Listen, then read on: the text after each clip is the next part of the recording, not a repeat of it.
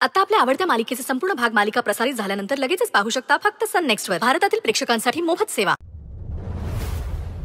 Yes, आपले सगळे protocols त्यांनी फॉलो केले की नाही आपल्याला चेक करायचंय आणि त्यातून काही मिसिंग झालेलं चालणार नाही. ताई मला तुझ्याशी बोलायचं. श्राव 5 मिनिटं थांब, माझी मीटिंग सुरू आहे. ताई माझ्याकडे वेळ नाहीये, मी एक क्षणभर इथे थांबू नाही शकत. आणि तुला जर माझी काळजी नसेल तर तसं स्पष्ट सांग, मी इथून निघून जाते. श्राव अगं काय झालंय? काय झालंय विचारतेस? तू इथे बिझनेस आणि मीटिंग्स हँडल करतेय आणि तिथे ती काय?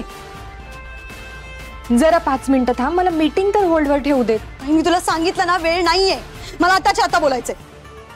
Sorry for your interruption. Hold for 5 minutes. बोल आता, काय झालंय नीट सांग. त्या यशोधरा सरनाईक ते सगळ्यांसमोर माझा अपमान केलाय. काय?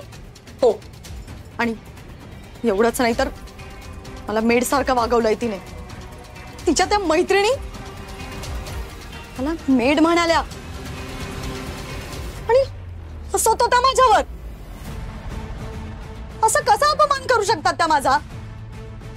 हे बघ, तू प्लीज शांत हो श्राव, प्लीज. मला काही माहित नाहीये, तू आताच्या आता चल आणि त्यांना जाब विचार. चल.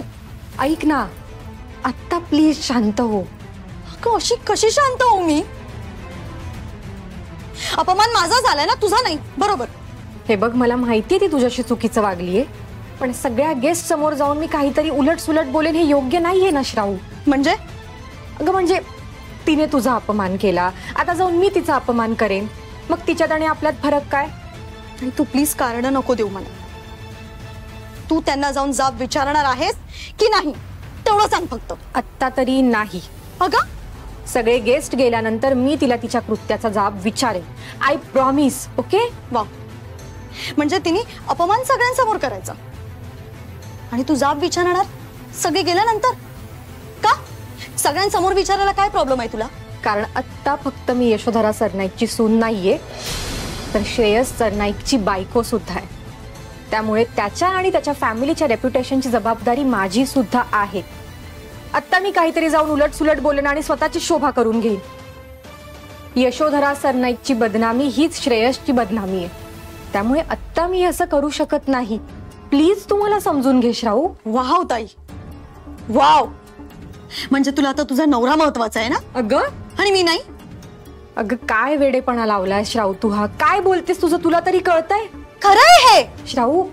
हे बघ, आत्ता मी माझी मीटिंग सोडून तुझ्याशी हे सगळं बोलते. आपण हे नंतर सॉल्व्ह करूया. प्लीज ऐक माझं, प्लीज. मला मीटिंग अटेंड करू दे.